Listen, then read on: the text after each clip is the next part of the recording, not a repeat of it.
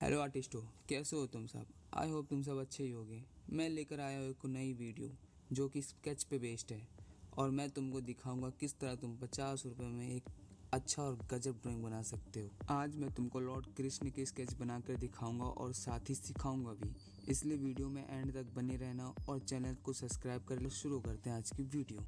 तो ये हमारे श्री कृष्ण की ड्राइंग बनाने के दो तरीके होते हैं। First grid method, second Lumix method.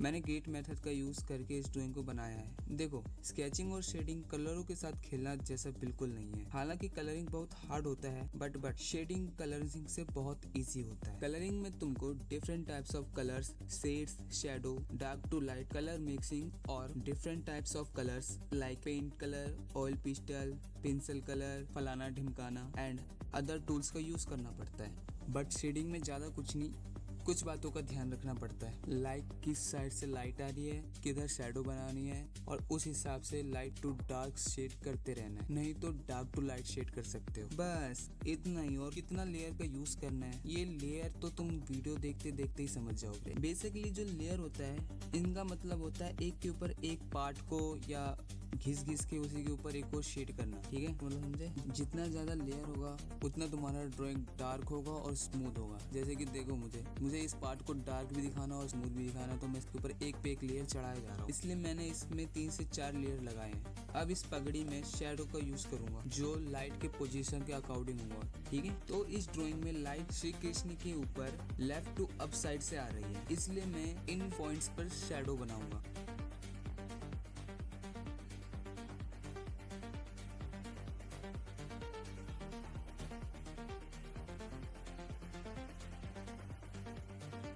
अब बारी है बालों की।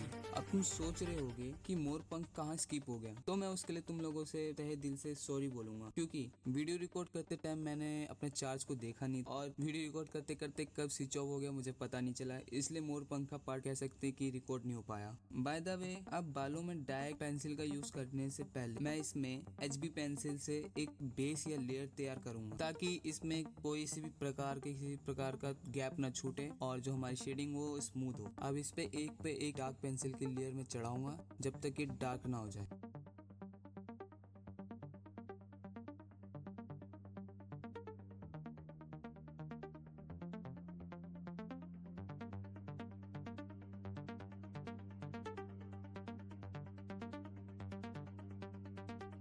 इनके घने बाल खुले हुए से नहीं लगे, इसलिए अब मैं इनको HB पेंसिल से बिखेर दूंगा ताकि बाल खुले हुए से लगे।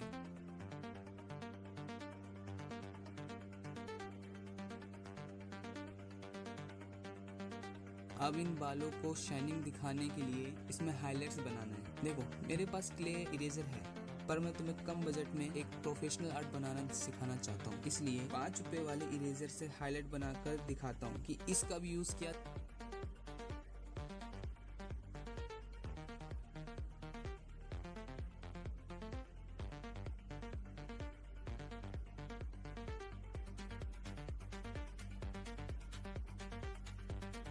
जा सकता है। अब बारी है फेस की। फेस पर भी हम सेम प्रोसेस का यूज करेंगे। देखो, इस रेफरेंस में जो लाइट है लेफ्ट टू अपर साइड से आ रही है, ठीक है, जो कि डायरेक्ट फेस पे पड़ रही है, तो इस पे बस हम एक ही लेयर का यूज करेंगे जिससे फेस जो हमारा होगा वो ब्राइट दिखेगा। 10B पेंसिल का यूज करके आईब्रो आईलैशेस बनाना है और शेड कर देना है, उसके बाद थोड़ा मर्जिंग कर देना है।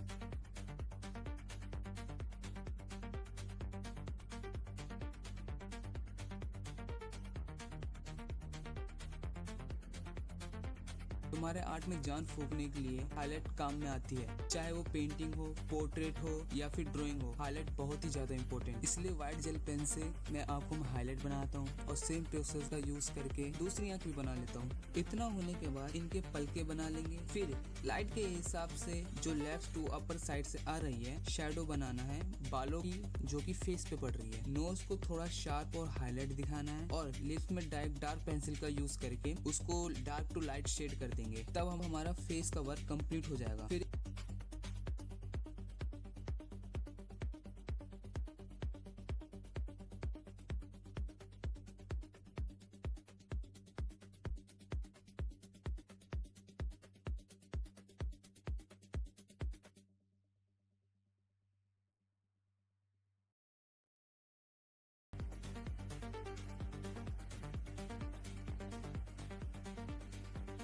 वैसा ही ट्रिक और शेडो पोजीशन का ध्यान में रखते हुए कान को भी शेड कर लेंगे। देखा शेडिंग करना कितना आसान है कोई झंझट नहीं ना। फाइनली हमारा आधा काम कंप्लीट हो गया। अब नेक पर भी वही प्रोसेस का यूज करेंगे।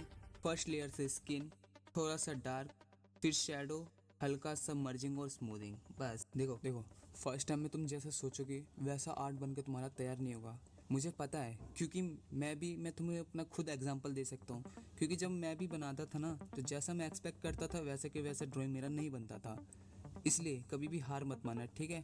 और लगातार प्रैक्टिस करने के बाद और पेंसिल घिसने के बाद तब जाके मेरी ड्राइंग पहले से बहुत बेटर हुई है। और मुझे यकीन है कि तुम सब भी कर लोगे, ऐसी कोई बड़ी बात नहीं है इसमें।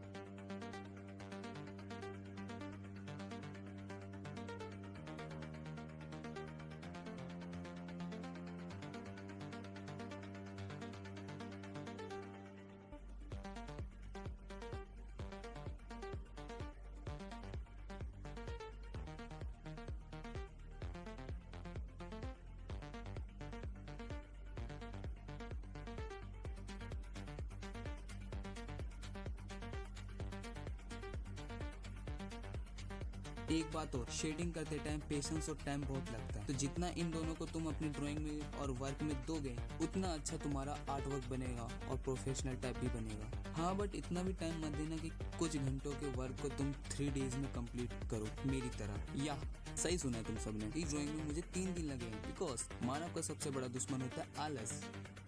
बट मेरे कंडीशन में कुछ अलग है। मैंने अपने दिल और दिमाग में आलस के लिए ऐसी जगह बना के रखी है जैसे मैंने अपने लाइफ में अपनी इनविजिबल गर्लफ्रेंड के लिए बना के रखी है। दोनों ही बहुत क्लोज है मेरे। बस इसी आलस के चक्कर में इतना लेट हो गया, जो कि अब नहीं होगा। देखो बातों बातों में हमारा ड्राइंग लगभग खत्म ही होने वाला है। तो अब डार्क पेंसिल का यूज करके इनके हार को शेड करेंगे और व्हाइट जेल पेन से हाईलाइट बनाएंगे। फिर स्किन के लिए उनके शोल्डर पे एक लेयर का यूज करेंगे HB पेंसिल का, और फिर उनके पीताम्बर को डार्क HB पेंसिल से शेड करेंगे जिसमें 2 लेयर्स का यूज करेंगे ताकि थोड़ा डार्क दिखे, अलग दिखे। और फिर उन पीताम्बर को लाइट के हिसाब से उनकी शेडो बना देंगे। और लो फिर बनकर तैयार हमारा आर्ट वर्क। चलो देखते हैं इसका फाइनल लुक। तो